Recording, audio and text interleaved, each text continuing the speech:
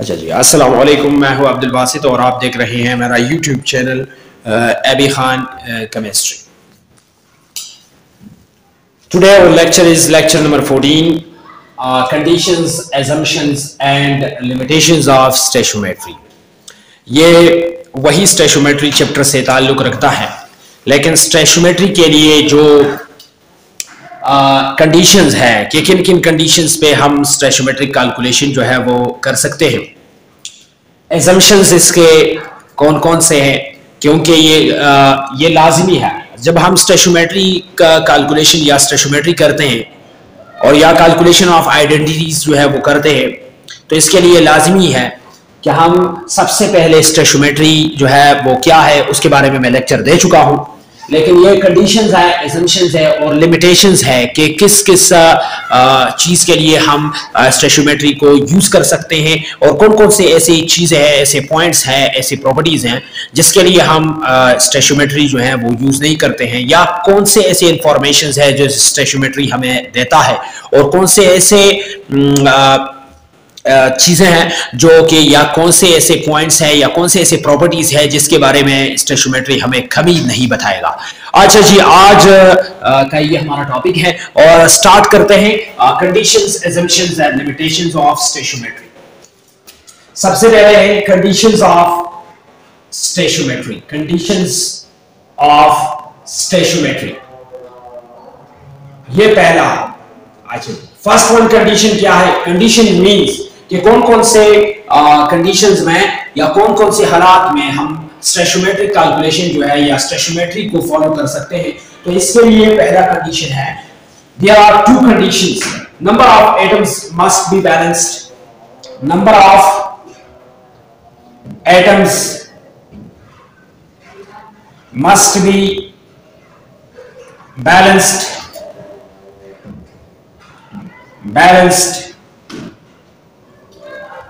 कि stoichiometric reaction में या स्टोइचियोमेट्रिक इक्वेशन में जो नंबर ऑफ एटम्स है, जो नंबर ऑफ एलिमेंट्स है वो दिए हुए हैं, वो तमाम एलिमेंट्स जो है वो बैलेंस होना चाहिए। रिएक्टेंट साइड में भी बैलेंस होना चाहिए और प्रोडक्ट्स के साइड में पर भी बैलेंस होना चाहिए। अगर ये बैलेंस नहीं है तो इससे हम स्टोइचियोमेट्रिक कैलकुलेशन हम नहीं कर सकते हैं। अच्छा जी, ये पहला कंडीशन है। और दूसरा कंडीशन है, number of charges must be balanced, number of charges must be balanced।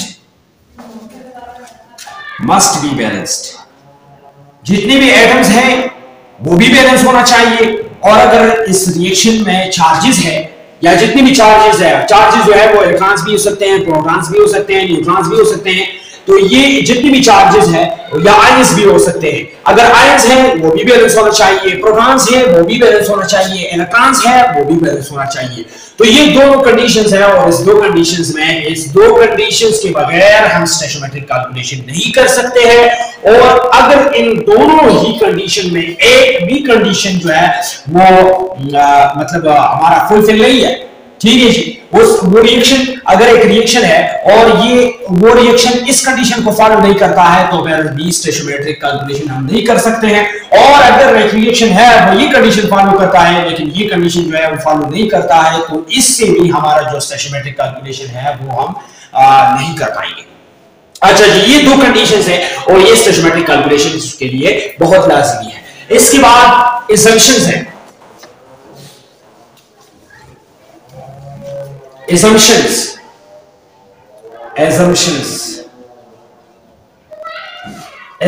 of stoichiometry.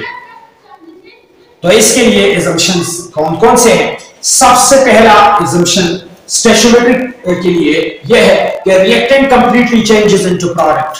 Reactants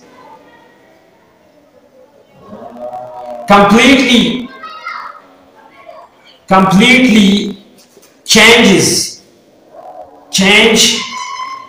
into product.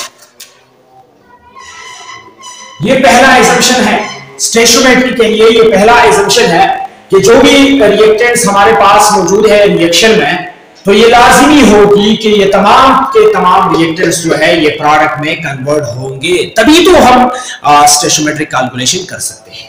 अच्छा जी, दूसरा जो एजम्पशन है इसके लिए स्टोइचियोमेट्री के लिए, तो ये लाजिमी है no side reaction occurs, no side reaction, no side reaction will occur, कि यहां पर साइड रिएक्शन जो है वो भी नहीं होगा।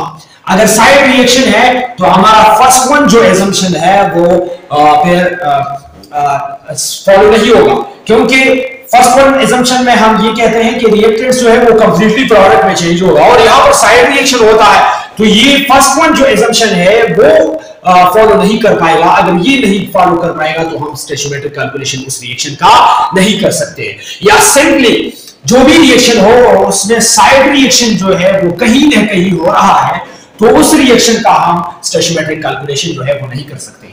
अच्छा ये तीसरा assumption इसका स्टोइचियोमेट्री का तीसरा assumption ये है कि it should obey, it will obeys law of conservation of mass, law of conservation of mass, law of conservation of mass को स्टोइचियोमेट्री कौन से लॉ को, law of conservation of stoichiometry जो है वो कौन से लॉ को ओबे करता है, तो ये law of conservation of mass को भी ओबे करता है। और आप इसी के साथ साथ एनर्जी भी लिख सकते हैं कि law of conservation of energy जो है वो भी ओबे करता है, क्योंकि मास में क्या है, मास में और कुछ नहीं है लेकिन एनर्जी है।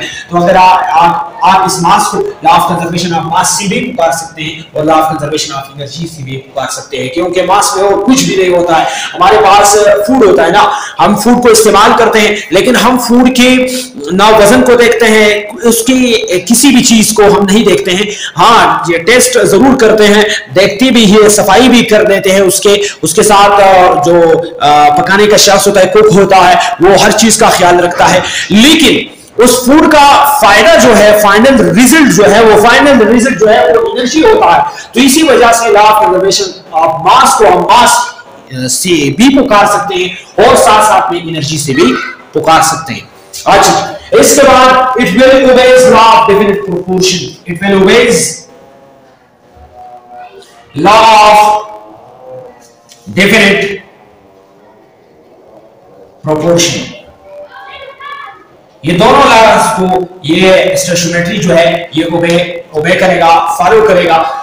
ये तो है लॉज, दो लॉज जो स्टोइचियोमेट्री जो है इस बुनियाद पे बनाई हुई है, स्टोइचियोमेट्री जो है इस बुनियाद पे डिस्कवर हो गई है, और ये दोनों assumptions जो है ये स्टोइचियोमेट्री के लिए लाजमी है। ये कंडीशंस में भी आप रख सकते हैं कि reactants completely changes into product और no side reaction will takes place, sorry, no side reaction will occur, side reaction जो है वो यहां पर नहीं होगा। तो ये दोनों assumptions आप कंडीशंस में भी रख सकते हैं, और ये जो है ये दोनों लॉज है और इन लॉज को जो है स्टोइचियोमेट्री फॉलो करता है। अब स्टोइचियोमेट्री के बाद, इस assumptions के बाद हमारे पास लिमिटेशन आता है कि किन किन चीजों के लिए स्टोइचियोमेट्री जो है वो लिमिटेड है। तो स्टोइचियोमेट्री में मैंने पहले भी टॉपिक में, पहले लेक्चर में, स्टोइचियोमेट्री का जो पहला लेक्चर है उसमें मैंने आपको बता दिया था कि स्टोइचियोमेट्री जो है ये सिर्फ कैलकुलेशन के लिए है। इससे हम न क्वालिटी जो है एक्सप्लेन कर सकते हैं, न क्वालिटी की वजाहत कर सकते हैं, न क्वालिटी की कलर, उस अदर प्रॉपर्टीज से इसका कोई ताल्लुक नहीं है। इसका अगर ताल्लुक है तो सिर्फ क्वांटिटी से है। तो ये लिमिटेशंस हैं, इसके कुछ लिमिटेशंस हैं, और अब लिमिटेशंस की तरफ जाएंगे तो इसके मेन टू लिमिटेशंस हैं इसके। फर्स्ट वन लिमिटेशन ये है कि it does not tell about condition of the reaction, it does not explain condition of the reaction, conditions of reaction। एक रिएक्शन की कंडीशंस के हवाले से हमें कुछ नहीं बताता है कि इस रिएक्शन का कंडीशन क्या है, इसके लिए कौन कौन से कंडीशन हमें रखने पड़ेंगे और ये कौन कौन से कंडीशन पे रिएक्शन होगा, या प्रोडक्ट हमें अगर 100% या 95% या 90% एफिशिएंसी एक रिएक्शन का है तो वो किस कंडीशन पे होगा, इसके बारे में ये स्टोइचियोमेट्री जो है हमें कुछ नहीं बताता है।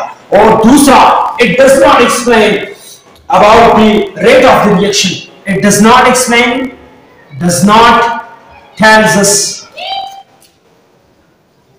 about rate of the reaction, rate of reaction के रिएक्शन जो है वो किस स्पीड से होगा। एक रिएक्शन जो है ये जल्दी होगा, 50 मिनट्स में होगा, 10 मिनट्स में होगा, 1 आवर में होगा, 2 डेज में होगा, 2 मंथ्स में होगा, 2 इयर्स में होगा ये रिएक्शन। तो इस रेट के हवाले से जो कि रिएक्शन का स्पीड होता है, उस स्पीड के हवाले से जो है स्टोइचियोमेट्री हमें कुछ नहीं बताता है। ये 2 लिमिटेशंस ऐसे हैं, ये लिमिटेशंस है स्टोइचियोमेट्री का। इसके अलावा मैंने आपको, अगर लिमिटेशन आपको चाहिए तो मैंने आपको बताया कि स्टोइचियोमेट्री जो है वो सिर्फ और सिर्फ क्वांटिटी के हवाले से हमें बताता है कि कैलकुलेशन हम कर सकते हैं। स्टोइचियोमेट्री में हम सिर्फ और सिर्फ कैलकुलेशन कर सकते हैं और कुछ भी हमारे पास स्टोइचियोमेट्री के से नहीं आता है। स्टोइचियोमेट्री हम क्वालिटी जो है वो एक्सप्लेन नहीं कर सकते, कंडीशन ऑफ द रिएक्शन हम नहीं एक्सप्लेन कर सकते हैं, रेट ऑफ द रिएक्शन हम नहीं आइडेंटिफाई कर सकते हैं। ये जो 2 लिमिटेशंस हैं, इसी ही वजह से स्टोइचियोमेट्री जो है वो क्वांटिटेटिव लिहाज से एक क्वांटिटेटिव केमिस्ट्री हो गया है। क्वांटिटेटिव मैंने पहले भी बताया था कि स्टोइचियोमेट्री जो है ये क्वांटिटेटिव केमिस्ट्री से, मतलब एनालिटिकल केमिस्ट्री से ताल्लुक रखता है। एनालिटिकल केमिस्ट्री जो है वो बहुत बड़ा ब्रांच है केमिस्ट्री का, उसमें क्वालिटेटिव एनालिसिस होता है, क्वांटिटेटिव एनालिसिस होता है। तो ये क्वांटिटेटिव एनालिसिस में जो कि क्वांटिटेटिव केमिस्ट्री है उसका एक सब ब्रांच है स्टोइचियोमेट्री। तो पहले भी इसका नाम जो है वो भी स्टोइचियोमेट्रिक क्वांटिटेटिव केमिस्ट्री, क्वांटिटेटिव टर्म से लिया गया है, मेट्रिक मेजरमेंट से लिया गया है। इसका जो नेम है वो मेट्री है, मेजरमेंट से लिया गया है। तो यही वजह है कि ये एक रिएक्शन के बारे में हमें और कुछ नहीं बताता है, लेकिन उसके हवाले से जितनी भी कैलकुलेशंस हैं वो हम कर सकते हैं। अच्छा जी, ये था हमारा आज का topic. Best of luck till the next video. Thank you so much.